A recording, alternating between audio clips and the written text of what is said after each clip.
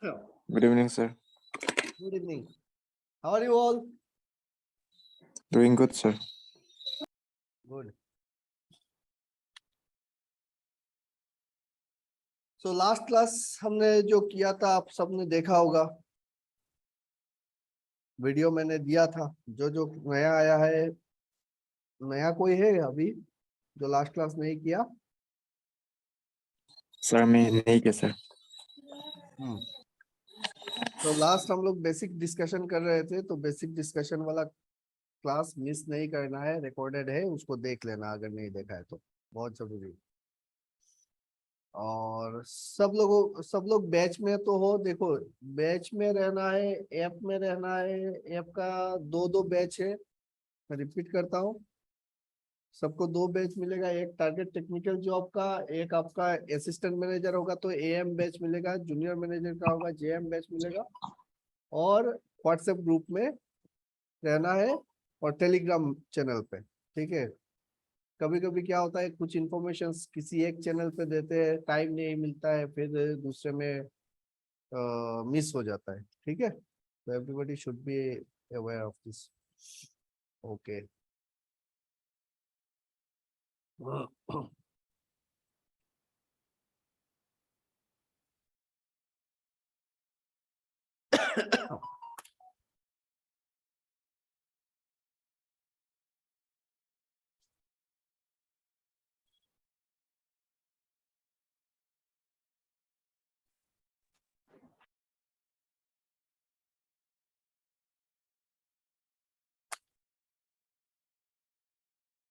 Screen visible है? Yes sir. Okay. So हम लोग जो डिस्कस किए थे लास्ट डे में, वो था चार्ज के ऊपर डिस्कस किए थे और पोटेंशियल के ऊपर डिस्कस किए थे, है ना। Force between two point charges. फिर हमने चार्ज डेंसिटी के बारे में बात की थी, surface charge density, volume charge density किस तरीके से काम करता है, वो सारा चीज हमने देखा था, याद है सबको। अगर दो चार्ज होता है, पॉइंट चार्ज Q1 और Q2, रिपीट कर देता हूँ थोड़ा सा। दो चार्ज होता है Q1 एंड Q2, उन दोनों के बीच में जो फोर्स लगेगा, वो फोर्स कितना होता है, किस पे डिपेंड करता है? उनके बीच का डिस्टेंस पे डिपेंड करता है। वो फोर्स कितना होता है? Q1 Q2 by 4 pi epsilon r square. और ये एप्सिलॉन हमने देखा था क्या होता है, epsilon is equal to epsilon not into epsilon r। Epsilon not होता है परमिटिविटी ऑफ द वैक्यूम और एयर, और एप्सिलॉन r होता है relative permittivity of the medium. Epsilon होता है हमारा absolute permittivity of the medium, किसी भी एक मीडियम का, है ना। तो ये जो फोर्स होता है, हमने डिस्कस किया था कि Q1, अरे Q1 जो है वो जितना फोर्स लगाएगा Q2 के ऊपर, Q2 उतना ही फोर्स लगा रहा है Q1 के ऊपर। दोनों का फोर्स जो होगा वो अलग नहीं होगा, as per Newton third law. यहाँ पे भी वो वैलिड है कि force due to Q2 on Q1 और force due to Q1 on Q2, दोनों क्या होगा? दोनों इक्वल एंड ऑपोजिट होगा। F12 will be equal to F21, क्योंकि फोर्स का जो मैग्नीट्यूड होगा वो मैग्नीट्यूड यही है, मैग्नीट्यूड बराबर है दोनों में प्रेजेंट। याद है इतना? Do you have any questions on this?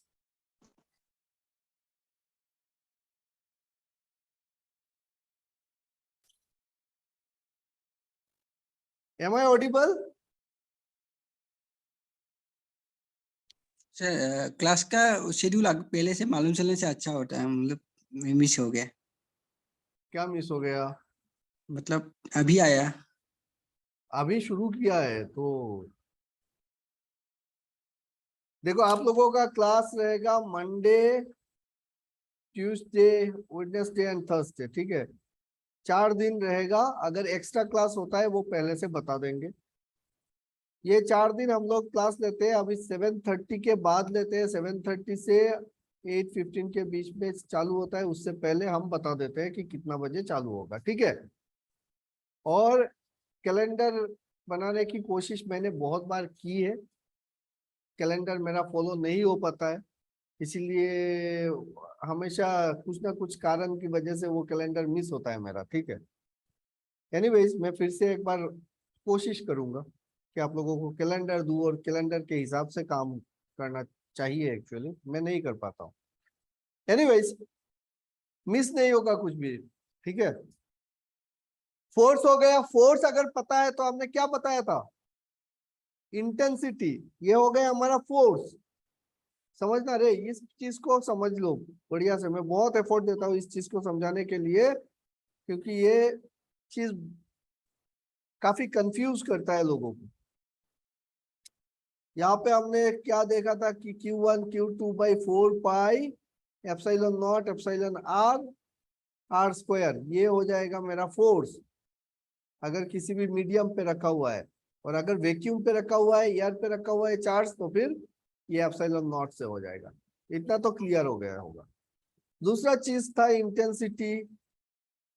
Intensity का मतलब हम समझ चुके हैं। इंटेंसिटी मतलब किसी भी एक पॉइंट पे किसी एक पॉइंट चार्ज का जो इफेक्ट है, इम्पैक्ट है, या फिर पकड़ लो अगर बहुत सारे चार्जेस है तो सारे चार्जेस मिला के किसी भी एक पॉइंट पे जो फोर्स लगा सकता है यूनिट पॉजिटिव चार्ज पे, वो उस फील्ड का इंटेंसिटी हम बोलते हैं।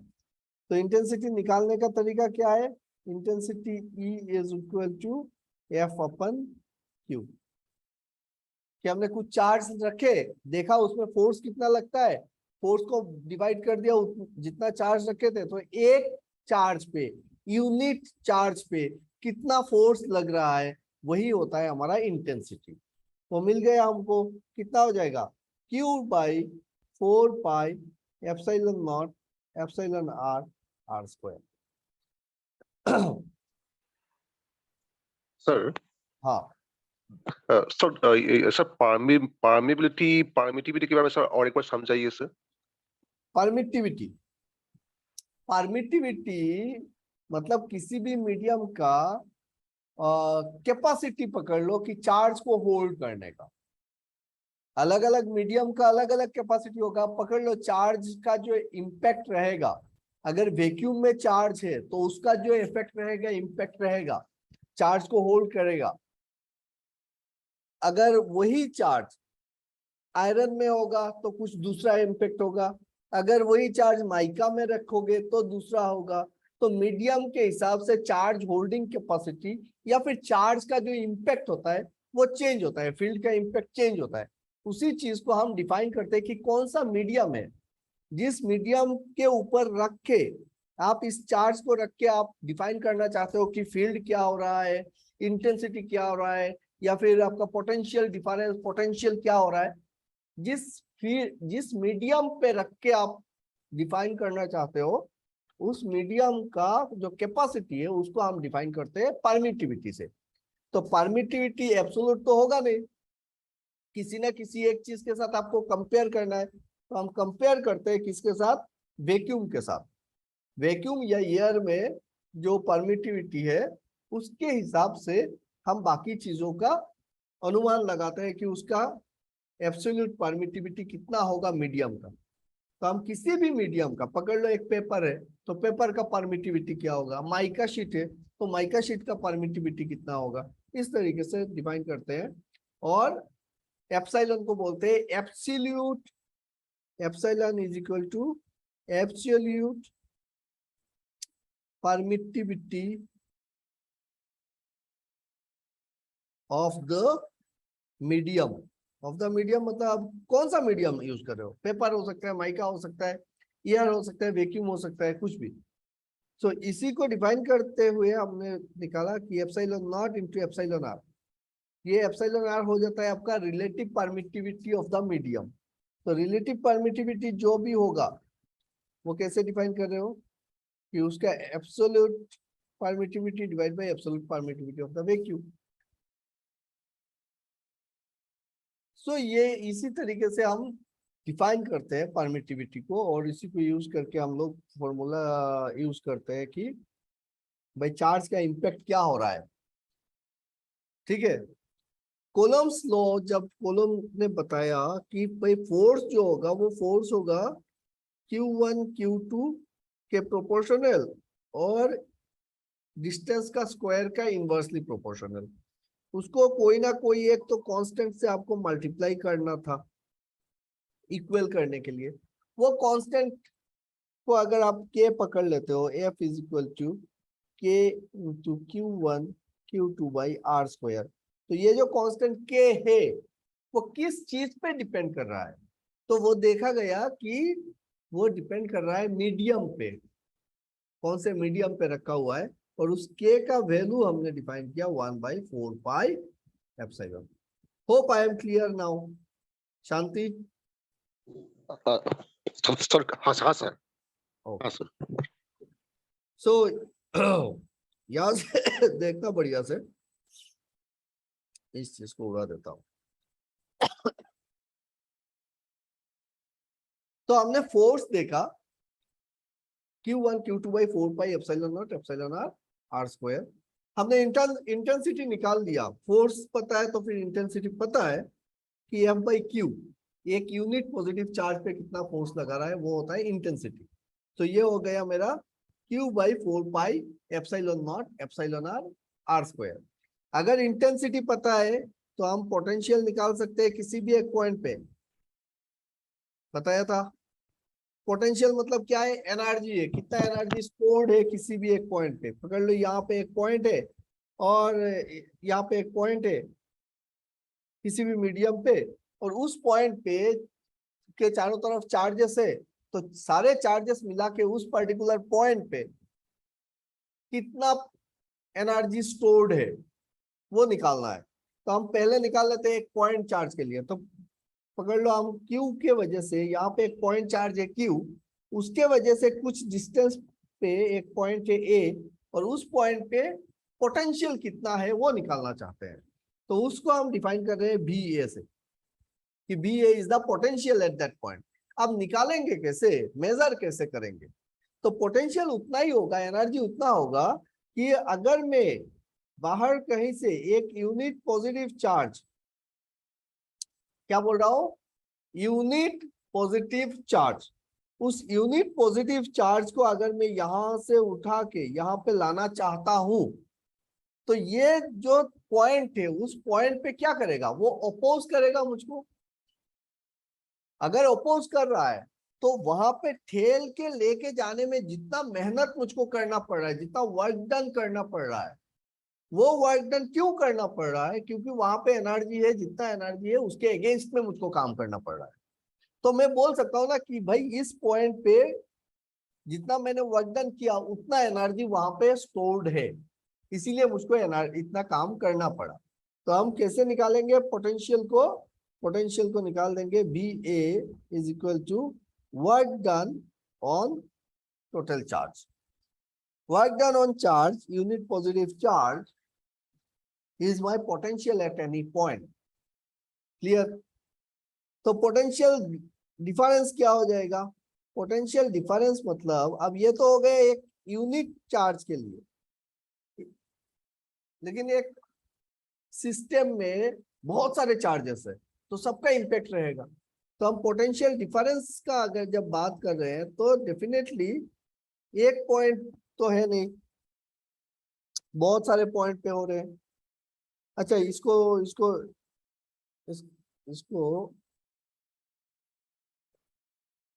W/Q तो लिख दिया, लेकिन इसका फॉर्मूला नहीं निकाला।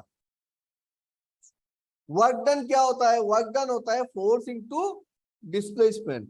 तो वर्क डन हो जाएगा फोर्स इंटू डिस्प्लेसमेंट मतलब R डिवाइडेड बाई Q, और फोर्स बाई Q मतलब होता है इंटेंसिटी। फोर्स बाई Q का मतलब होता है इंटेंसिटी।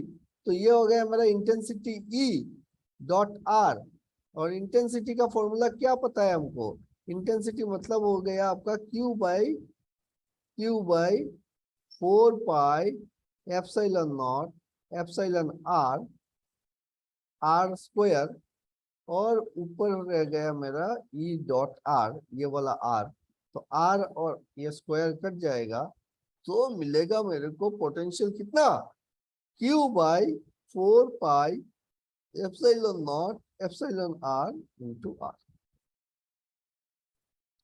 ये हो गया potential at any point due to a point charge. Point charge कौन सा, क्यू। इस पॉइंट चार्ज की वजह से यहाँ पे इतना पोटेंशियल स्टोर है। अब अगर मेरे को निकालना है कि भाई potential difference,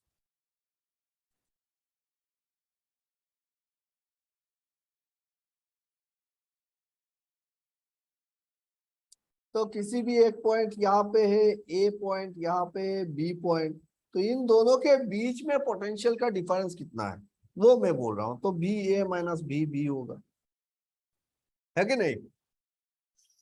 B A minus B B कर लो, आपका पोटेंशियल डिफरेंस निकल गया। तो B A minus B B ये हो जाएगा आपका Q बाई 4 पाई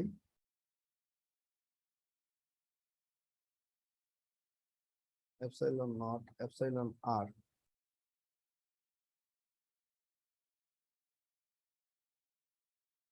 इंटू, पकड़ लो ये मेरा पॉइंट चार्ज है जिसके वजह से मैं निकाल रहा हूँ, जिसका इंटेंसिटी से मैं निकाल रहा हूँ, तो ये R1 डिस्टेंस पे, ये वाला R2 डिस्टेंस पे है, तो यहाँ पे पोटेंशियल कितना होगा, डिवाइडेड बाई R1 होगा, 1 बाई R1 माइनस यहाँ पे कितना होगा R2 से की वजह से 1 बाई R2। तो इस तरीके से हम लोग निकाल सकते हैं, ठीक है। यहां तक मेरी बातें क्लियर हो गई। Yes, sir. गुड, चलो आगे बढ़ते हैं। अब आते हैं हम अपना असली काम, असली चीजें क्या क्या है जिसको लेके हमको चलना है, वो है रेजिस्टेंस, इंडक्टेंस और कैपेसिटेंस। नेक्स्ट, ये तीनों चीजों को समझना जरूरी है कि ये है क्या चीज। फोर्स समझ गए, पोटेंशियल समझ गए, इंटेंसिटी समझ गए, समझते हैं रेजिस्टेंस, इंडक्टेंस और कैपेसिटेंस क्या होता है। सबसे पहला तो रेजिस्टेंस, बताओ रेजिस्टेंस क्या होता है। The opposition offered by a substance to the flow of current. So resistance is the internal property of any material, and it is we defined it as the opposition caused to the flow of current. और हमको ये resistance आता क्यों है ये बताओ। Why this resistance come into the picture? क्यों oppose करता है कोई भी मटेरियल, किसी भी कोई भी मटेरियल या मीडियम करंट के फ्लो को अपोज क्यों करता है, कोई बता सकता है।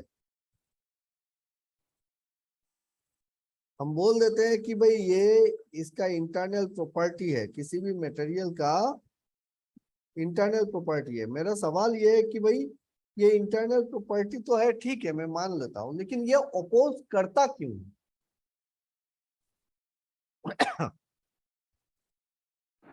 Sir, it is because of atoms and molecules of the substance obstruct to the flow of electrons.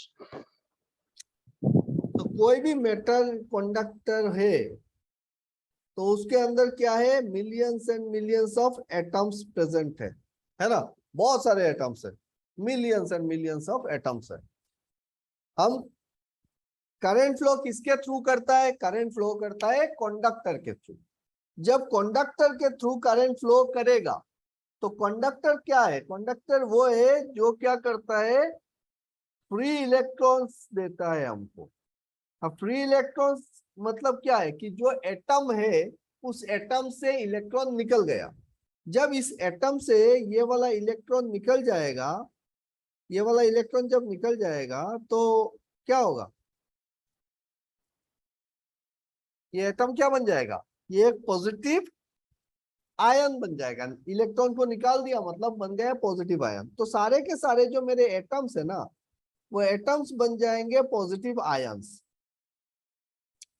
और वो आयंस जो है वो एकदम टाइटली बॉन्डेड है, क्योंकि सॉलिड है तो बॉन्डेड है। तो ये इमोबाइल आयंस है, ये हिल नहीं पा रहे हैं, वो जगह पे है। और साथ में क्या है, ये इलेक्ट्रॉन जो है ये फ्री इलेक्ट्रॉन है, तो ये अपना न्यूक्लियस को छोड़ के बाहर आ गया। अब ये फ्री है, ये जब फ्री है तो घूम रहा है, इधर से उधर जाने की कोशिश कर रहा है। जब ये चलेगा तो इसको अपोजिट मिलेगा कहां से, जब वो दूसरे इलेक्ट्रॉन के करीब जाएगा तो फिर रिपल्शन। अरे यार, रिकॉर्डिंग हो रहा है कि नहीं हो रहा है? नहीं, हाँ हो रहा है, ठीक। सो जब ये दूसरे इलेक्ट्रॉन के पास जाएगा तो उसको मिलेगा रिपल्शन। जब वो किसी भी एटम के ऊपर से जाने की कोशिश करेगा तो वो एटम उसको खींचेगा। तो उसको दो तरीके का ऑब्स्ट्रक्शन मिल रहा है, एक तो इलेक्ट्रॉन उसको रिपेल कर रहा है, दूसरा आयंस जो है वो उसको अट्रैक्ट भी कर रहा है। तो ये दो उसको अंदर के में मेरे को दिख रहा है ना। अब कंडक्टर है तो हमने लास्ट डे डिस्कस किया था कि भाई उसके अंदर तो कोई चार्ज रहेगा नहीं, वो सारे के सारे सरफेस पे आ जाएंगे। वो सारे के सारे कहाँ आ जाएंगे, सब सरफेस पे आ जाएंगे इस तरीके से। बाहर में सेंटर में कोई चार्ज नहीं, सबको ठेल ठेल के यूनिफॉर्म है तो हो गया। बात यहाँ पे है कि जब इलेक्ट्रॉन्स अंदर घूम रहा है तो वो रेंडमली घूम रहा है, इधर से उधर धक्का मार रहा है। एक इलेक्ट्रॉन का एक कोलिशन से दूसरे कोलिशन के बीच में जो टाइम लगता है या फिर जो पाथ होता है उसको हम बोलते हैं mean free path. Average path जो होता है मीन फ्री पाथ बोलते हैं उसको। और ये इलेक्ट्रॉन ऐसे ही घूमता रहेगा अंदर में, रेंडमली घूमता है, तो उसका नेट जो इफेक्ट आता है फोर्स का वो हो जाता है 0। जब हम इसके दो साइड में क्या करते हैं, कोई एक पोटेंशियल डिफरेंस क्रिएट कर देते हैं। पोटेंशियल डिफरेंस कौन करेगा क्रिएट, हम लोग करेंगे। कैसे करेंगे, या तो आप बैटरी से कनेक्ट कर दो या फिर आप ऑल्टरनेटर के साथ कनेक्ट कर दो। तो आप किसी भी तरीके से यहाँ पे क्या कर रहे हो, आप यहाँ पे पोटेंशियल डिफरेंस क्रिएट कर रहे हो, ठीक है। जब हम पोटेंशियल डिफरेंस क्रिएट कर देते हैं तो इलेक्ट्रॉन क्या होगा, किसी एक पर्टिकुलर डायरेक्शन में फ्लो करना शुरू करेगा। ये अगर मेरा बैटरी मैंने लगा दिया, ये साइड हो गया पॉजिटिव, ये हो गया मेरा निगेटिव इलेक्ट्रॉन। सो निगेटिव है तो ये पूरा का पूरा निगेटिव है, इस साइड में इलेक्ट्रॉन्स बहुत ज्यादा है। ये निगेटिव इलेक्ट्रॉन्स को ठेलेगा और यहाँ पे पॉजिटिव है, मतलब इधर इलेक्ट्रॉन आएगा ऐसे। जब इलेक्ट्रॉन पास कर रहा है तो फिर क्या हो रहा है, वहां पे रेजिस्टेंस मिल रहा है। रेजिस्टेंस क्यों मिल रहा है वो हमने बता दिया। अब बात करते हैं कि ये जो रेजिस्टेंस मिल रहा है, हमारा फोकस कहाँ पे है, यहाँ फोकस है रेजिस्टेंस पे। ये जो रेजिस्टेंस मिल रहा है वो रेजिस्टेंस क्या क्या चीज के ऊपर डिपेंड कर रहा है, वो हम सबको पता है। R इज इक्वल टू हम क्या लिखते हैं, rho L upon rho L upon है। रो क्या है, रेजिस्टिविटी है। रो क्या है, रो इज रेजिस्टिविटी। ये रेजिस्टिविटी क्या होता है, रेजिस्टिविटी मतलब अगर मैं इस कंडक्टर का लेंथ जो है, ये पूरा का पूरा लेंथ को अगर मैं बोलूं 1 metre 1 unit length, unit length समझ में आता है ना, यूनिट लेंथ मतलब 1 है। आप सेंटीमीटर बोलो, mm बोलो, मीटर बोलो, किलोमीटर बोलो, जो भी बोलो, लेकिन 1 हो। उसी यूनिट में हम क्या ले रहे हैं, इसका एरिया ले रहे हैं, और ये जो एरिया होगा वो भी 1 मीटर स्क्वायर होगा। तो पकड़ लो हमने 1 मीटर का लेंथ का कंडक्टर लिया तो उसका एरिया जो होगा वो 1 मीटर स्क्वायर हमने लिया। तो एल इक्वल टू 1 मीटर और area will be equal to 1 metre square. तो क्या मिला हमको, रेजिस्टेंस इज इक्वल टू मिला रो, मतलब रेजिस्टिविटी और रेजिस्टिविटी और जिसको बोलते हैं स्पेसिफिक रेजिस्टेंस, स्पेसिफिक रेजिस्टेंस या फिर रेजिस्टिविटी बोल रहे हैं।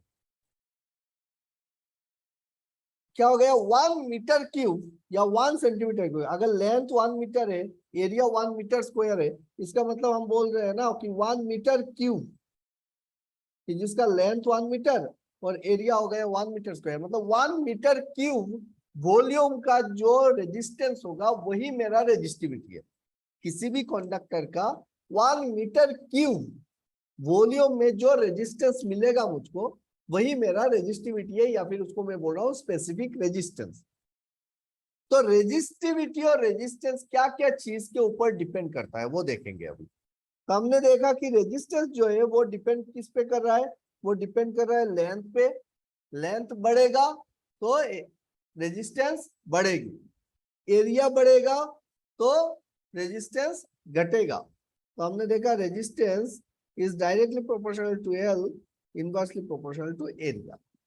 और किस चीज पे रेजिस्टेंस डिपेंड करता है, रेजिस्टेंस डिपेंड करता है टेम्परेचर और नेचर ऑफ द मटेरियल पे। कि आप कॉपर ले रहे हो, एल्यूमिनियम ले रहे हो, तो उसका रेजिस्टिविटी अलग अलग होगा, तो उसका रेजिस्टेंस अलग होगा सेम डायमेंशन पे। तो ये Sir, please चार repeat. चीजों पे, हाँ Sir, please repeat. रिपीट करें। बोल रहा था कि रेजिस्टेंस जो है वो रेजिस्टेंस क्या क्या चीज के ऊपर डिपेंड करता है। रेजिस्टेंस डिपेंड करता है 4 चीजों पे। एक तो हमने देखा कि लेंथ पे और एरिया में, लेंथ बढ़ेगा तो रेजिस्टेंस बढ़ेगी, एरिया बढ़ेगा तो रेजिस्टेंस घटेगा, ठीक है। और किस चीज पे डिपेंड करता है, कि टेम्परेचर पे डिपेंड करता है। टेम्परेचर पे क्यों डिपेंड करता है, जितना ज्यादा टेम्परेचर होगा ये वाला इलेक्ट्रॉन उतना ज्यादा विगोरसली मूव करेगा, उतना ज्यादा वाइब्रेट करेगा, तो उतना ज्यादा उसको कोलिशन होगा, उतना ज्यादा उसका रेजिस्टेंस होगा। और क्या है कि nature of the material, nature of the material मतलब कॉपर का ले लो एक तार, तो उसका जो रेजिस्टेंस अलग होगा। सेम डायमेंशन का आप एल्यूमिनियम का ले लो, उसका रेजिस्टेंस अलग होगा, है ना। तो रेजिस्टेंस डिपेंड करता है ये 4 चीजों पे। क्लियर हो गया हम। अब आते हैं कि रेजिस्टिविटी किस चीज पे डिपेंड करता है। रेजिस्टिविटी क्या क्या चीजों पे डिपेंड करता है बताओ। रेजिस्टिविटी क्या क्या चीजों पे डिपेंड करता है।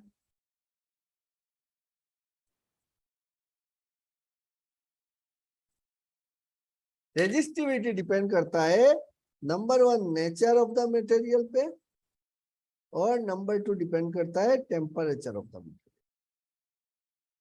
Resistivity does not depend on the dimension of the material.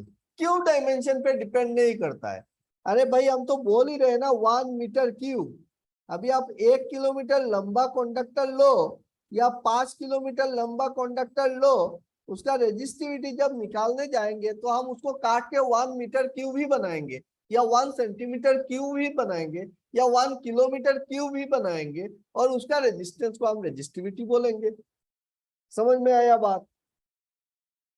तो डायमेंशन पे डिपेंड नहीं कर रहा है कि आप तो सैंपल ले रहे हो ना, सैंपल क्या है, 1 मीटर का लेंथ लोगे तो 1 मीटर स्क्वायर का एरिया लोगे, खत्म बात। समझ में आया सबको। Yes, sir. अब बात करते हैं कि इन दोनों का यूनिट क्या होगा। तो यूनिट हमको पता है, रेजिस्टेंस का यूनिट होता है ओम, जिसको हम ओम। सिंबॉलिकली लिखते हैं ऐसे। और रेजिस्टिविटी का यूनिट होता है क्या बताओ, Ohm meter. ओम मीटर होता है। यहां से देख सकते हैं हम लोग कि लेंथ हो जाएगा मीटर, एरिया है मीटर स्क्वायर, तो ये कट जाएगा, ये वाला मीटर इधर जाएगा, तो ओम मीटर हो जाएगा मेरा रेजिस्टिविटी का यूनिट। क्लियर हो गया आपने को। हाँ भाई, तो रेजिस्टेंस बढ़िया से हमको क्लियर हो गया कि रेजिस्टेंस क्यों आता है नेचर में। ये जो क्या कहते हैं इसको, मटेरियल का इंटरनल प्रॉपर्टी बोल रहे हैं, क्यों बोल रहे हैं और कैसे ये इफेक्ट करता है वो समझ में आ गया। अब बात करते हैं कि इंडक्टेंस क्यों आता है। इंडक्टेंस क्यों दिखता है हमको? देखो इंडक्टेंस क्यों दिखता है, क्योंकि हमको पता है कि किसी भी कंडक्टर से जब भी करंट फ्लो करता है तो क्या होता है, उसके चारों तरफ एक मैग्नेटिक फील्ड क्रिएट होती है। तो अगर इससे करंट पास करेगा तो उसके चारों तरफ क्या होगा, एक मैग्नेटिक फील्ड क्रिएट होगी। इस मैग्नेटिक फील्ड का डायरेक्शन हम निकाल सकते हैं कि अगर ये ऐसे जा रहा है, ऐसे जा रहा है, ऐसे जा रहा है, किसी कॉइल है, तो जिस डायरेक्शन पे करंट जा रहा है अगर आप उस डायरेक्शन पे कर्ल रखो तो आपका जो फिंगर दिखेगा वो थंब होगा, वो थंब देगा आपको मैग्नेटिक फील्ड का डायरेक्शन। ठीक है, और अगर एक स्ट्रेट कंडक्टर है, करंट के डायरेक्शन पे अगर आप अपना अंगूठा रखो तो कर्ल जो देगा वो देगा आपको मैग्नेटिक फील्ड का डायरेक्शन। तो इस चीज को हम और बढ़िया से करेंगे, प्रैक्टिस भी करेंगे इसका। अभी हम इंडक्टेंस को समझ लेते हैं कि इंडक्टेंस पिक्चर में क्यों आता है। क्योंकि जब कभी भी इससे करंट पास हो रहा है तो उसके चारों तरफ आता है एक मैग्नेटिक फील्ड। अब अगर ये मैग्नेटिक फील्ड अगर आपका वेरी कर रहा हो, मैग्नेटिक फील्ड अगर वेरी कर रहा हो तो क्या होगा, एक इंड्यूस्ड ईएमएफ क्रिएट होगी। तो अगर आप इसको डीसी करंट दे देते हो तो इस इंडक्टेंस का कोई रोल है नहीं। क्यों नहीं है, क्योंकि मैग्नेटिक फील्ड तो प्रोड्यूस होगा लेकिन फील्ड वेरी नहीं करेगी, और जब तक वेरी नहीं करेगी फील्ड तब तक आपका इंड्यूस्ड ईएमएफ आएगा नहीं यहाँ पे। लेकिन जैसे ही ये मैग्नेटिक फील्ड जो सप्लाई है मेरा वो अगर ऑल्टरनेटिंग होता है और ये वेरी कर रहा फील्ड होता है तो फील्ड वेरी करने के वजह से यहाँ पे इंड्यूस्ड करंट आएगा, इंड्यूस्ड ईएमएफ आएगा, और वो जो इंड्यूस्ड करंट होगा उसका प्रॉपर्टी ये है कि वो अपना जो कॉज है उसको रोकने की कोशिश करेगा, जो हमको लेंज लॉ से पता चलता है। It opposes the very cause that produces it. तो करंट उल्टा डायरेक्शन में आएगा तो करंट जो मेन करंट है उसको रोकेगा, उसको अपोज करेगा, ताकि फील्ड जो वेरी कर रहा था वो वेरी ना करे, वो रुक जाए। और इसी के चलते ये इंडक्टेंस पिक्चर में आता है ना। समझ गए? Am I clear? Why this inductance come into the picture? So inductance के मामले में हमने देखा था कि भाई जो वोल्टेज होगा V will be equal to L di P।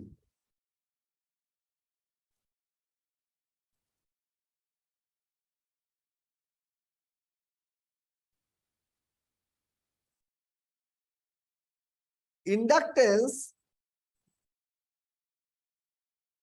जो एनर्जी, हमको पता है इंडक्टेंस क्या करता है, एनर्जी स्टोर करता है।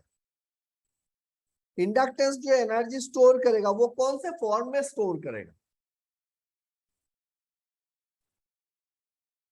इंडक्टेंस किस फॉर्म में एनर्जी को स्टोर करेगा?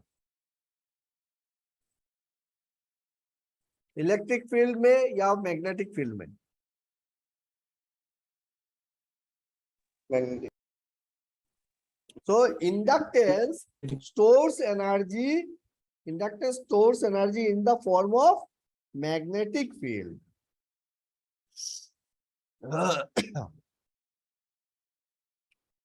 इंडक्टेंस क्या करता है, मैग्नेटिक फील्ड में कन्वर्ट करके स्टोर करता है, और वो जो एनर्जी स्टोर करता है वो हमको पता है हाफ Li²। इतना एनर्जी इंडक्टेंस स्टोर करता है। L क्या है? L होता है आपका self inductance. L is the self inductance. Third one is my capacitance.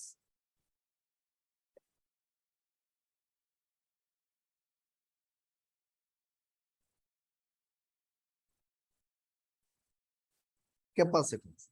Capacitance क्या है? Capacitance C is given by Q by V। कोई भी अगर दो प्लेट रखे हो और वो दो प्लेट में अगर दो डिफरेंट टाइप के चार्ज प्रेजेंट है तो इनके बीच में क्या होगा, एक इलेक्ट्रिक फील्ड क्रिएट होगी, है ना। इनके हाँ। बीच में एक इलेक्ट्रिक फील्ड क्रिएट होगी। सो जो कैपेसिटेंस हम बोलते हैं कि कोई भी दो चार्ज बॉडी अगर सेपरेटेड बाय सम गैप होता है और वो जो गैप है ना, वो गैप में अगर आप इंसुलेशन है, अगर कंडक्टर है तो फिर क्या होगा, और इंसुलेटर है दोनों के बीच में तो क्या होगा।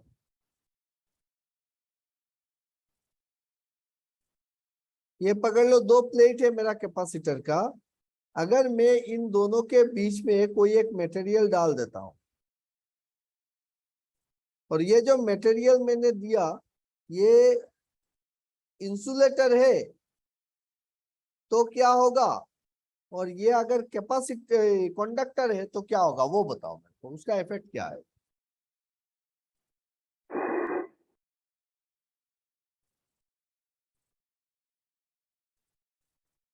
कंडक्टर होने से तो ये करंट फ्लो हो जाएगा इसमें। हाँ, Short circuit and open circuit, sir. नहीं ओपन सर्किट तो है, कैपेसिटेंस बढ़ेगा। पकड़ लो, पहला केस पकड़ते हैं कि अगर कंडक्टर रखते हैं हम तो कैपेसिटेंस बढ़ेगा कि घटेगा। कंडक्टर होने से घटेगा। और अगर यहाँ पे कोई एक इंसुलेटर रख देते हो तो क्या हो, इंसुलेटर होने से स्टोर हो सकता है थोड़ा करंट, इलेक्ट्रिसिटी। ऐसा क्यों होता है।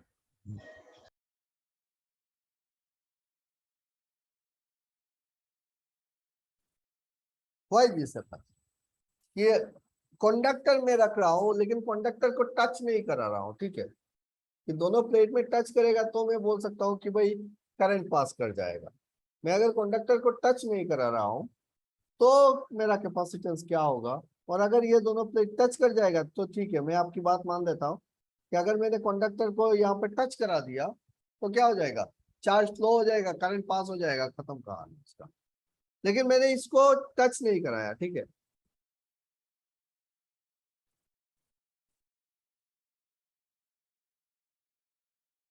दोनों के कंडक्टर और प्लेट के बीच में गैप है तो क्या कैपेसिटेंस घटेगा कि सेम रहेगा, क्या होगा।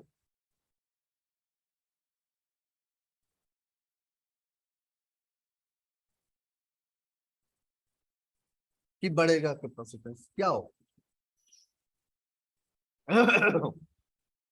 सर ईएमएफ इंड्यूस होगा और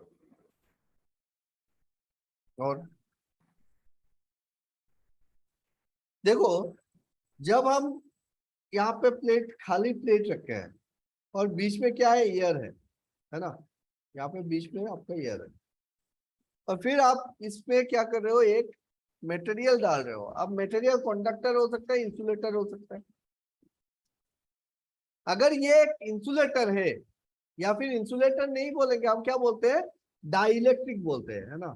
क्या बोलते हैं हम लोग, डाइइलेक्ट्रिक मटेरियल। इंसुलेटिंग मटेरियल ये, लेकिन इसको हम बोल रहे हैं डाइइलेक्ट्रिक मटेरियल। तो होगा क्या, हमको पता है, अभी थोड़ा देर पहले हमने देखा था कि अगर चार्ज है और चार्ज पार्टिकल है तो यहाँ पे जो इलेक्ट्रिक फील्ड है वो फील्ड इसके अंदर में जो चार्ज होंगे उन चार्ज के ऊपर क्या करेगा, एक फोर्स क्रिएट करेगा, है ना।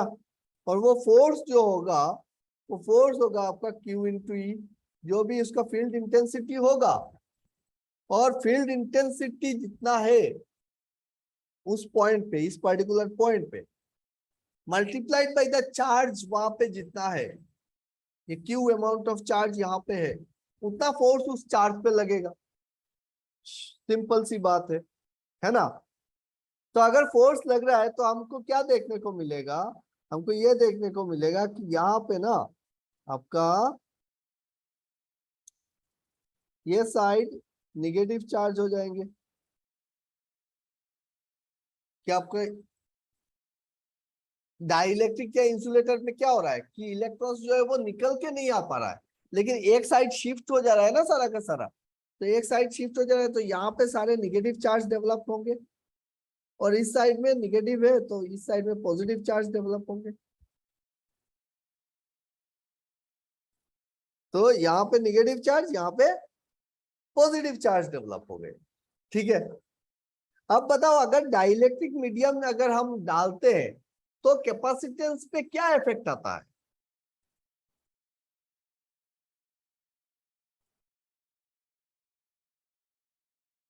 बढ़ता है कि घटता है? डाइलेक्ट्रिक बढ़ेगा तो कैपेसिटेंस बढ़ेगा। अगर हम डाइलेक्ट्रिक मीडियम डालते हैं तो कैपेसिटेंस क्या हो जाएगा? बढ़ता है। इसीलिए हम लोग डाइलेक्ट्रिक मीडियम यूज करते हैं। दो प्लेट के बीच में क्या लगते हो आप? पेपर लग देते हो या फिर माइका शीट डालते हो, हाँ, कोई भी टाइप का डाइलेक्ट्रिक मीडियम देते हैं ताकि डायमेंशन को बड़ा ना करके हम लोग कैपेसिटेंस को बढ़ा सके कैपेसिटर का। ठीक है, अब बताओ अगर यहाँ पे मैं चार्ज को बढ़ा दूं तो कैपेसिटेंस बढ़ेगा कि घटेगा? और वोल्टेज को अगर बढ़ जाता है तो कैपेसिटेंस बढ़ेगा कि घटेगा? Q और V अगर चेंज करते हैं कोई भी एक, कैपेसिटेंस बढ़ेगा कि घटेगा?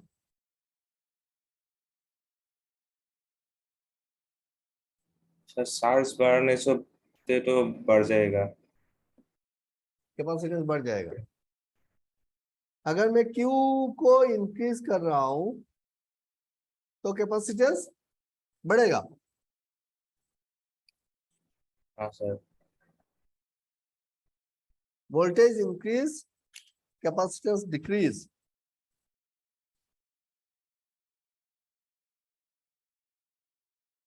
करंट एक्चुअली सर हम लोग को ये इंक्रीज होने से कैपेसिटेंस बढ़ेगा। knowledge नहीं है, मतलब कैसे क्या होता है। एक्चुअली हम तो सिर्फ पढ़ लेता है, मतलब क्या बोलते हैं उसका डेफिनेशन ही पढ़ता है, इसलिए थोड़ा कंफ्यूज हूँ इसमें।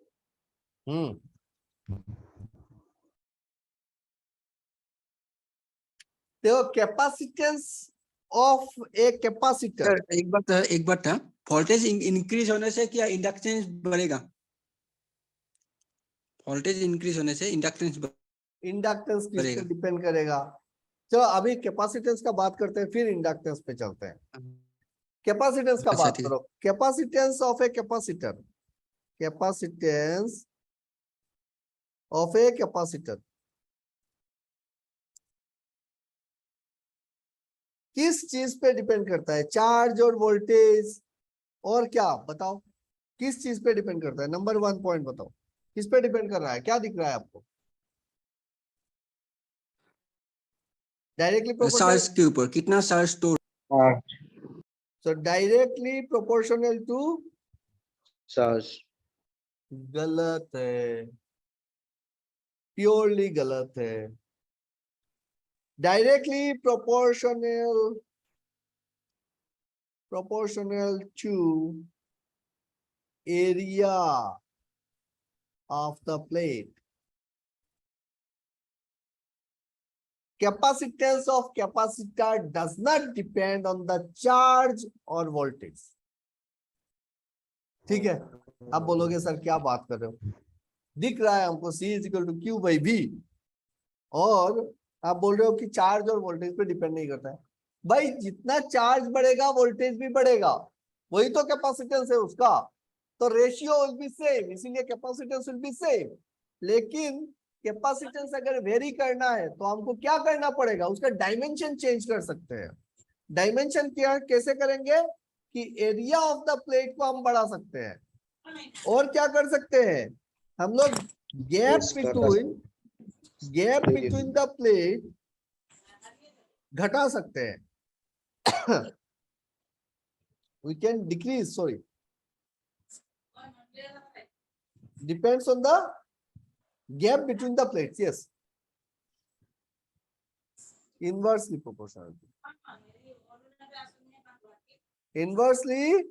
Proportional to gap between the plate. Area के साथ डायरेक्टली प्रोपोर्शनल, गैप के साथ इनवर्सली। गैप बढ़ेगा कैपेसिटेंस घटेगा, एरिया बढ़ेगा कैपेसिटेंस बढ़ेगा। और किस चीज पे डिपेंड करेगा? और एक चीज पे डिपेंड करेगा, वो है आपका nature of the what? Nature of the insulating material. Dielectric material. देखो यहाँ पे इंसुलेटर यूज नहीं करेंगे। इंसुलेटर मतलब जिसका वेरी हाई रेजिस्टेंस होता है, यहाँ पे हम लोग बोलते हैं डाइलेक्ट्रिक मटेरियल। ठीक है, इंसुलेशन इंसुलेटिंग मटेरियल ही है, लेकिन उसका प्रॉपर्टी हम पढ़ेंगे दोनों में क्या अंतर होता है। So nature of the dielectric material, ये तीन चीज पे एकदम दिमाग में सटा के रखना इस बात कि capacitance of a capacitor does not depend on the charge और voltage. Capacitance depends on the area of the plate, inversely proportional to the gap between the plate, and it depends on the nature of the dielectric material. Dielectric का strength बढ़ेगा, मतलब insulation जितना बढ़ेगा, आपका क्या कहते हैं इसको, कैपेसिटेंस बढ़ेगा। ठीक है, और एरिया जितना बढ़ेगा कैपेसिटेंस उस हिसाब से बढ़ेगा। क्लियर? तो C इज इक्वल टू, ये वाला लिख के रखना, C is equal to epsilon A, capacitance is equal to area by dt। और ये एप्सिलॉन क्या है? यही है आपका permittivity of the material, epsilon not. Permittivity of the medium, sorry material बोल रहा हूँ, परमिटिविटी ऑफ द मीडियम। कि कैपेसिटर का प्लेट किस मटेरियल का है उस पे नहीं डिपेंड कर रहा है, उसके बीच का जो अंतर है, उसके बीच में कौन सा मटेरियल है उस पे डिपेंड कर रहा है, उस मीडियम पे डिपेंड कर रहा है कि भाई मेरा कैपेसिटेंस कितना होगा। क्लियर? सर, हाँ सर ये कैपेसिटर का बीच में जो डाइलेक्ट्रिक मटेरियल है वो एआर होने से अच्छा है या पेपर होने से अच्छा है? डाइलेक्ट्रिक मटेरियल इसीलिए डाला जाता है ताकि कैपेसिटेंस उसका बढ़ सके। अगर एयर होगा तो उसका डाइलेक्ट्रिक स्ट्रेंथ, एयर का डाइलेक्ट्रिक स्ट्रेंथ आपका माइका से कम है, पेपर से कम है। ठीक है, सो परमिटिविटी जिसका हाई है, जैसे पेपर हो गया, माइका शीट हो गया, कोई भी पॉलिएस्टर मटेरियल हो गया, तो उसको अगर रखते हो तो उसका कैपेसिटेंस बढ़ेगा। ये एप्सिलॉन जिसका ज्यादा होगा, यहां से देखो ना, अगर आपका परमिटिविटी जिस मटेरियल का ज्यादा है, परमिटिविटी जिसका ज्यादा है वो मीडियम अगर यूज करोगे तो कैपेसिटेंस बढ़ेगा, सेम डायमेंशन पे कैपेसिटेंस बढ़ जाएगा। आपको कैपेसिटर बड़ा करना नहीं पड़ रहा है। आपके हाथ में क्या ऑप्शन है? आपको कैपेसिटेंस बढ़ाना है तो या तो आपको प्लेट, बड़ा बड़ा प्लेट लगाओ, या फिर आप उनके बीच का डिस्टेंस को कम करो, या फिर उनके बीच का जो मीडियम है वो मीडियम को चेंज कर दो। तो बेस्ट वे इज मीडियम को चेंज करो, तब जाके एरिया हो जाएगा कांस्टेंट, डी हो जाएगा कांस्टेंट। तो capacitance will be depending on the permittivity of the medium, permittivity of the dielectric medium. Clear?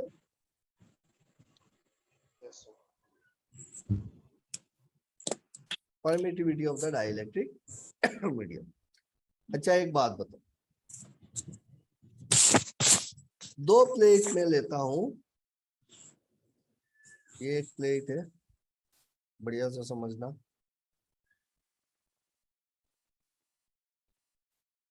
इसका थिकनेस है 3 सेंटीमीटर, इसका एरिया है 2 सेंटीमीटर स्क्वायर, और सेम प्लेट क्या हो जाएगा इसका, इस साइड रखते हैं, और इन दोनों के बीच में जो गैप है वो गैप मैंने रखा है 1 सेंटीमीटर। अगर मैं एरिया को कांस्टेंट रख के वॉल्यूम बढ़ाता हूं, मतलब 3 सेंटीमीटर से अगर मैं इसको डबल कर देता हूं 6 सेंटीमीटर, और 3 सेंटीमीटर का मैंने एक प्लेट लगा दिया इसके पीछे, इसके भी पीछे और एक ब्लॉक लगा दिया 3 सेंटीमीटर वाला। समझ में आ रहा है?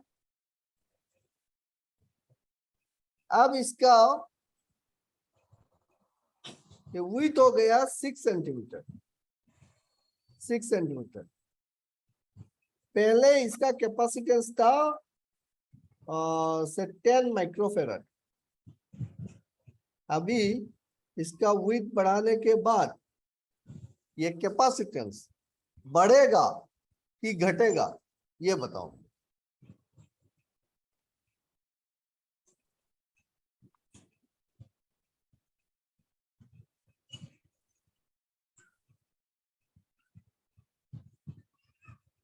एरिया के ऊपर डायरेक्टली प्रोपोर्शनल है, तो ये एरिया बढ़ गया तो ज्यादा हो जाएगा कैपेसिटी। और कोई?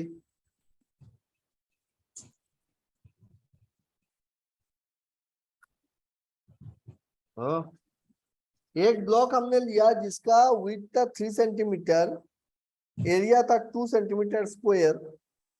सेम ब्लॉक हमने और एक उसके पीछे पीछे कनेक्ट कर दिया।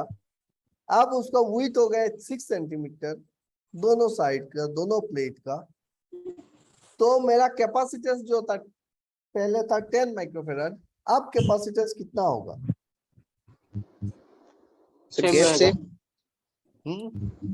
गैप सेम रहेगा सेम क्या? रहेगा। हाँ, गैप सेम है। तब तो सेम हो जाएगा। सेम ही रहेगा सर। एग्जैक्टली हमने एरिया चेंज किया क्या? हमने एरिया चेंज नहीं किया। एरिया तो उसका सरफेस जो जो दिख रहा है उसके बीच का जो साइड है वो वाला एरिया ही लेना है ना, इसके साइड वाला एरिया थोड़ा ही ना लेना है। ठीक है, तो उसका 2 सेंटीमीटर स्क्वायर का तो एरिया रह गया, और उसका बीच का गैप भी हमने सेम रखा है 1 सेंटीमीटर। तो गैप भी चेंज नहीं किया, डाइलेक्ट्रिक मीडियम भी चेंज नहीं किया, और एरिया भी चेंज नहीं किया। अब आप कितना भी मोटा प्लेट बना लो, ठीक है, कितना भी मोटा प्लेट बना लो, उससे मतलब नहीं है। प्लेट का वॉल्यूम से हमको मतलब नहीं है, प्लेट के सरफेस एरिया से मतलब है। समझ में आया बात? इधर में कितना बढ़ रहा है उससे क्या मतलब है? वो वॉल्यूम बढ़ा रहा है, वॉल्यूम बढ़ा रहा है, लेकिन जो मतलब था हमको वो था ये वाला सरफेस से। तो ये तो उसका जो सरफेस है that is your 2 centimetre square, this surface, है ना? Clear? Am I clear? So capacitance of a capacitor, remember these terms. Capacitance of a capacitor depends on the area, gap and the dielectric strength of the material. अब capacitor कैसे charge store करता है energy? Capacitor भी store करता है ना electric field. तो capacitor store करता है इलेक्ट्रिक फील्ड में, और ये इलेक्ट्रिक फील्ड जो होता है, यहाँ पे हम देख रहे हैं कि इधर चार्ज और बीच में गैप, मतलब एक इलेक्ट्रिक फील्ड बना रहा है।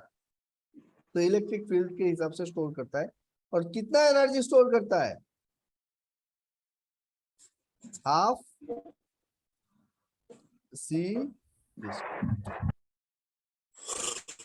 CV स्क्वायर, इतना एनर्जी वो स्टोर करता है। ठीक है, क्लियर? टाइम क्या हो?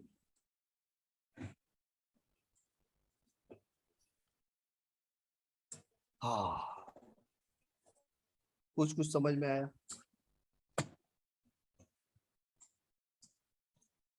अभी हम और क्या नेक्स्ट क्लास में क्या पढ़ेंगे कि भाई ये जो रेजिस्टेंस है इसको सीरीज में लगाने से, पैरेलल में लगाने से क्या होता है, कैपेसिटेंस को सीरीज पैरेलल कनेक्ट करने से क्या होता है, वो सारी बातें हम पढ़ेंगे।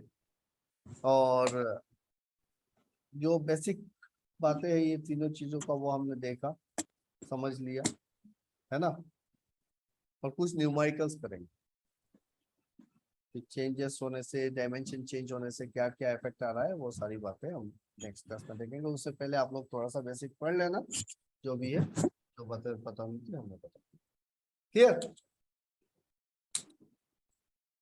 Any questions?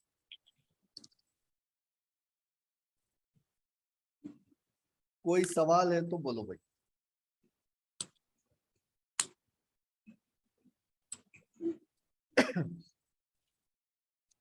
If anybody has any question, नहीं है, चलो फिर आज के लिए tata, bye bye, good night. Sir एक पूछना था सर, हाँ, वो बोलो। भूल गया सर। इंडक्टेंस में क्या होगा सर? भूल क्या गया था पूछने। इंडक्टेंस में वोल्टेज बढ़ने से सर इंडक्टेंस बढ़ेगा या? भाई इंडक्टेंस जो आता है आपका, वो इंडक्टेंस क्यों आ रहा है? इंडक्टेंस आ रहा है क्योंकि उसमें करंट चेंज हो रहा है ना? जब Yes, कभी yes. भी उसमें करंट चेंज होगा, करंट अगर चेंज हो रहा है तो फ्लक्स चेंज होगा, और फ्लक्स चेंज होगा तो मैग्नेटिक फील्ड चेंज हो रहा है। मैग्नेटिक फील्ड चेंज हो रहा है तो उसमें इंड्यूस्ड ईएमएफ आ रहा है, ठीक है, और वही उसको इंडक्टेंस दे रहा है। नहीं समझ में आया? जो मेनली से करंट के लिए हो रहा है ये वोल्टेज हाँ, तो करंट के लिए हो रहा है ना। Phi is directly proportional to your I, ठीक है, कि किसी भी कंडक्टर से जब करंट पास करेगा तो उसके चारों तरफ क्या बनती है? एक मैग्नेटिक फील्ड बनती है, मतलब एक फ्लक्स जनरेट होता है। अब ये जो फ्लक्स जो है, अगर फ्लक्स स्टैटिक फ्लक्स हो गया, आपने डीसी करंट पास किया तो उसमें एक स्टैटिक फ्लक्स आएगा। स्टैटिक फ्लक्स अगर रहेगा तो फिर ये इंड्यूस्ड ईएमएफ क्रिएट नहीं करेगा। लेकिन अगर ये फ्लक्स वेरी कर रहा है, या तो फ्लक्स वेरी करे या फिर ये कंडक्टर वेरी करे, है ना, या तो फ्लक्स वेरी करे या कंडक्टर वेरी करे, तो दोनों केस में क्या हो रहा है कि flux link to the coil changes. Once the flux link to the coil changes, तो उसके अंदर का जो मॉलिक्यूल्स होता है ना, वो उसमें हड़बड़ी मचेगी, एक बार इधर जाएगा, एक बार इधर आएगा, तो ये एक इंड्यूस्ड ईएमएफ क्रिएट करेगी, जिस इंड्यूस्ड ईएमएफ का नेचर ऐसा रहेगा कि अगर वो करंट को पास करेगा, इस चीज को करेंगे, बढ़िया से करेंगे, डोंट वरी, कि अगर वो करंट पास करेगा तो वो करंट इस डायरेक्शन से फ्लो करे कि उस करंट के वजह से जो मैग्नेटिक फील्ड आएगा, वो जो आपका मेन मैग्नेटिक फील्ड था ना, उसका अपोज में करे, ठीक है। पकड़ लो, आपका ये डायरेक्शन में करंट पास कर रहा है, अगर इस डायरेक्शन में करंट पास कर रहा है तो आपका मैग्नेटिक फील्ड का डायरेक्शन ऐसा है, ये इधर से करंट पास कर रहा है, तो करंट जिधर पास कर रहा है वहां उस साइड में रखोगे आप अपना थंब, थंब को रख के आप घुमाओगे अपना उंगली, राइट हैंड का उंगली जैसे घुमाए तो वो हो गया मेरा फील्ड का डायरेक्शन। अब एक पर्टिकुलर मोमेंट पे, अब ये जो फील्ड इधर जा रहा है ना, ये तो नेक्स्ट मोमेंट पे क्या होगा, ये फील्ड ऐसा होगा, क्योंकि एसी करंट है तो करंट का डायरेक्शन भी चेंज होगा। तो पकड़ लो, मैं इस इंस्टेंट पे मेरा करंट इस डायरेक्शन पे जा रहा है और मेरा फ्लक्स का डायरेक्शन ये है, तो इसी इंस्टेंट पे जो इंड्यूस्ड ईएमएफ आएगा, वो जो करंट बहाएगी वो उल्टा बहाना चाहिए, कि इधर अगर फील्ड मेन फील्ड है तो उस मेन फील्ड को अपोज करना है उसको, तो उल्टा जब करना चाहेगी तो करंट किस डायरेक्शन पे जाना चाहिए? करंट इस डायरेक्शन पे जाना चाहिए, इंड्यूस्ड करंट जो है वो इस डायरेक्शन पे जाना चाहिए, ताकि वो मेन फील्ड को अपोज कर सके। यही लेंस लॉ है। तो इसी करंट के मैग्नीट्यूड पे current D phi D T, current is induced EMF is D phi D T. एक मिनट में दिखाता हूँ, फॉर्मूला दिखा देता हूँ, कुछ समझ में आएगा शायद से। आप कैसे करेंगे?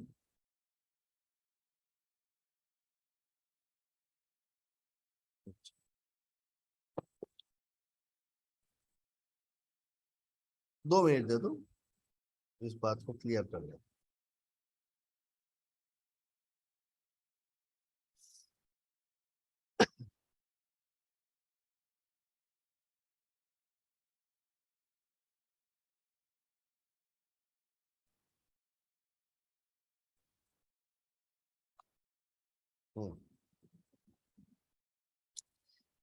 यहाँ पे देख, ये रहा मेरा कोयल, स्क्रीन विजिबल है, कोयल सर। दिख रहा है। अब कोयल में अगर करंट मेरा इस डायरेक्शन से जाएगा, ठीक है, या फिर इसमें ऐसे बनाता है, कोयल को इसके ऊपर पेच मारते हैं तो फिर बढ़िया से दिखेगा।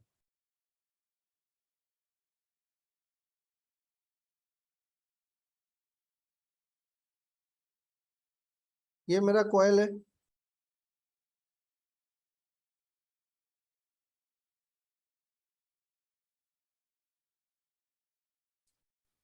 अब करंट जो है वो इधर से पास हो रहा है, तो इससे जाएगा तो इधर से निकलेगा, इधर से निकलेगा, इधर से निकलेगा, इधर से निकलेगा, ठीक है। तो करंट का जो डायरेक्शन है, अब यहाँ पे तो आप उंगली नहीं रख सकते हो ना थंब को, तो आप एक काम करो, कर्ल को रख लो।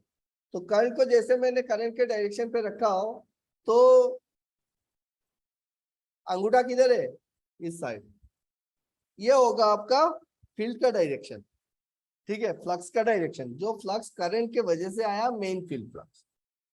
अब इस फ्लक्स के वजह से ये अगर फ्लक्स वेरी करेगा, तो वेरी करेगा तो यहाँ पे एक इंड्यूस्ड ईएमएफ आएगी। वो जो इंड्यूस्ड ईएमएफ आएगी, उस इंड्यूस्ड ईएमएफ का नेचर ऐसा होना चाहिए कि ये जो मेरा फ्लक्स है ना, इस फ्लक्स को वो काटे। ये पकड़ लो, मेरा इंड्यूस्ड फ्लक्स जो होगा, वो इंड्यूस्ड फ्लक्स ये वाला मेन फील्ड फ्लक्स को अपोज करे। तो अगर अपोज करना है तो मेरे को फ्लक्स किधर चाहिए, फ्लक्स चाहिए इधर, तो अंगूठा किधर जा रहा है, अंगूठा जा रहा है इस डायरेक्शन में। अंगूठा अगर इधर है तो कर्ल जो है वो इस डायरेक्शन से, मतलब जो इंड्यूस्ड करंट आएगी वो इंड्यूस्ड करंट इस डायरेक्शन पे अपोज करेगी, तो फ्लक्स मेरा इधर बनेगा। तो ये इंड्यूस्ड फ्लक्स होगा जो इक्वल एंड अपोजिट डायरेक्शन पे होगा, ठीक है। सो यहाँ पे देखो, तो हमको पता है ना, E is equal to what, N D phi D T. तो यहाँ से आप लिख सकते हो N D phi D I and D I D T.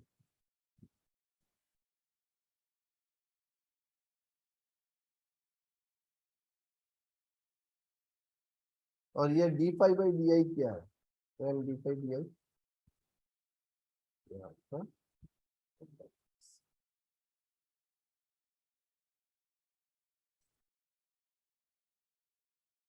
L D I D T.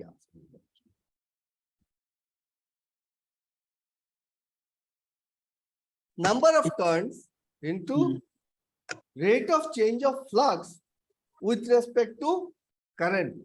तो करंट के वेरिएशन के वजह से जो फ्लक्स का वेरिएशन हो रहा है, उसके ऊपर डिपेंड कर रहा है आपका ये जो क्या कहते हैं उसको, इंड्यूस्ड ईएमएफ कितना आ रहा है, ठीक है,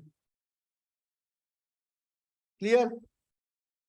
this is your mutual, this is your self inductance, L is your self inductance। self inductance क्या है, N d pi d I। Current जैसे जैसे चेंज होगा, यहाँ पे करंट जैसे जैसे चेंज होगा, फ्लक्स चेंज होगा, और फ्लक्स का variation, rate of change of flux with respect to current is your mutual inductance of that point. Clear? Yes sir. चलो बढ़िया है, अगर समझ गए तो बहुत बढ़िया है, नहीं समझे हो तो कम से कम कुछ तो समझ में आया होगा। और धीरे धीरे और थोड़ा पढ़ो, 10 बार देखो और न्यूमेरिकल सॉल्व करो, देखो कितना मजा आता है उस चीज को करने में। दिमाग लगाना पड़ेगा, दिमाग लगाओगे चीजों कैसे हो रहा है, तो उसके अंदर में क्या हो रहा है। मैं इसलिए शुरू कहाँ से किया था, वो एटम्स, मॉलिक्यूल्स, इलेक्ट्रॉन्स, प्रोटॉन्स से शुरू किया। उसी का खेला है कि भाई अगर इलेक्ट्रिक फील्ड लग रहा है तो वो थोड़ी ना अलग से कुछ है, उसी चार्ज का ही खेला है कि अगर यहाँ पे ज्यादा चार्ज हो गए, यहाँ पे कम चार्ज हो गए, तो एक चार्ज दूसरे चार्ज पे जो फोर्स लगा रहा है उसी फोर्स का खेला है ना। ये इलेक्ट्रिक फील्ड भी उसी चार्ज का खेला है। डाई इलेक्ट्रिक क्यों प्रेफर कर रहे हैं, क्योंकि डाई इलेक्ट्रिक में क्या हो रहा है, वो इलेक्ट्रॉन निकल के जा नहीं पा रहा है, वो जाने की कोशिश तो कर रहा है एक साइड में, लेकिन वो न्यूक्लियस के एक साइड में बायस होके इधर ज्यादा हो रहा है। तो डाइलेक्ट्रिक में एक तरफ पॉजिटिव एक तरफ निगेटिव बनेगा। लेकिन वहीं पे अगर कंडक्टर रख देते तो कंडक्टर क्या होता कि इलेक्ट्रॉन आपका फ्री था, तो इलेक्ट्रॉन क्या होता इस साइड से उस साइड मूव कर जाता, सारे के सारे इलेक्ट्रॉन इधर मूव कर जाता, फिर आपका वहां पे इलेक्ट्रिक फील्ड ही एग्जिस्ट नहीं करता। किसी भी एक्सटर्नल फील्ड में अगर कंडक्टर रख दो तो वो फील्ड खा जाएगा, फील्ड ही खा गया तो वहां पे एनर्जी कहाँ बचेगी, कैपेसिटेंस के अंदर। ठीक है, तो कैपेसिटर के अंदर कोई एनर्जी भी नहीं बचेगी इसके हिसाब से। तो हमने जो भी देखा उसमें हमने देखा कि इंडक्टर जो होता है वो तभी एनर्जी को काम में ला सकता है, स्टोर कर सकता है अगर वो एसी करंट है तो। डीसी में क्या करेगा, डीसी में it will act as a short circuit, क्योंकि वो इंड्यूस्ड ईएमएफ भी नहीं आएगा, फ्लक्स भी वेरिएशन नहीं करेगा डीसी में, तो जो इंडक्टर होगा it will act as a short circuit. और कैपेसिटर होगा तो वो डीसी में काम करेगा, एसी में क्या करेगा, it will act as a short circuit, है ना। कैपेसिटेंस कैपेसिटेंस क्या होगा आपका एसी में काम करेगा। काम करता है, हाँ, एसी कैपेसिटर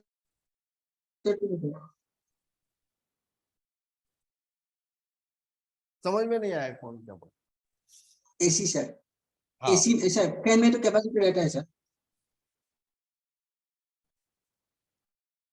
क्या होगा फैन में सर, फैन में फैन कैपेसिटर में, रहता है। हाँ दोनों फैन तो में एसी है कैपेसिटर सर, रहता है। हाँ तो क्या हुआ, फैन में तो कैपेसिटर, मतलब एसी कैपेसिटर भी होगा। यानी आपने बोला सर एसी में कैपेसिटर शॉर्ट सर्किट होगा, लेकिन एसी में आपका एसी कैपेसिटर भी होता है सर। हाँ क्यों लगाते हो आप फैन में कैपेसिटर, मतलब दो फेज बनाने के लिए, एक को दो फेज बनाने स्प्लिट के लिए। करने के लिए, स्टार्टिंग करने के लिए। हाँ हाँ टू स्प्लिट द एसी, क्योंकि नहीं तो वो टॉर्क प्रोड्यूस कैसे करोगे, उसके लिए आप लगाते हो वहां पे कैपेसिटर, है ना। स्टार्टिंग में काम में आएगा, स्प्लिट करेगा आपके एसी को, इसलिए लगाते हो आप capacitor. Okay, so remember inductor acts as short circuit in case of DC। क्यों, इंड्यूस्ड ईएमएफ नहीं आएगा तो इंडक्टर डीसी में काम करेगा नहीं, एसी में काम करेगा, एसी को रेजिस्ट करेगा। काम करेगा नहीं का मतलब क्या है, रेजिस्ट नहीं करेगा, उसका मैं बोल रहा हूँ, ठीक है। और कैपेसिटेंस जो है वो अगर एसी होगा तो फिर एक बार इधर पॉजिटिव एक बार उधर पॉजिटिव करेगा, तो वो डीसी में काम करेगा, डीसी में वो कैपेसिटेंस दिखाएगा कि एक प्लेट चार्ज पॉजिटिव रहेगा एक प्लेट नेगेटिव रहेगा, वहां पे कैपेसिटेंस मिलेगा। अगर एसी होगा तो फिर नेक्स्ट मोमेंट तो वो चार्ज ही चेंज हो जाएगा ना, अगर कैपेसिटर को आप किसी सोर्स के साथ कनेक्ट कर देते हो तो। सोचो, बैठ बैठ के सोचो, ठीक है। चलो बाय बाय, गुड नाइट, पूरी रात है आपके हाथ में सोचने के लिए, ठीक है। Good night, sir. Good night.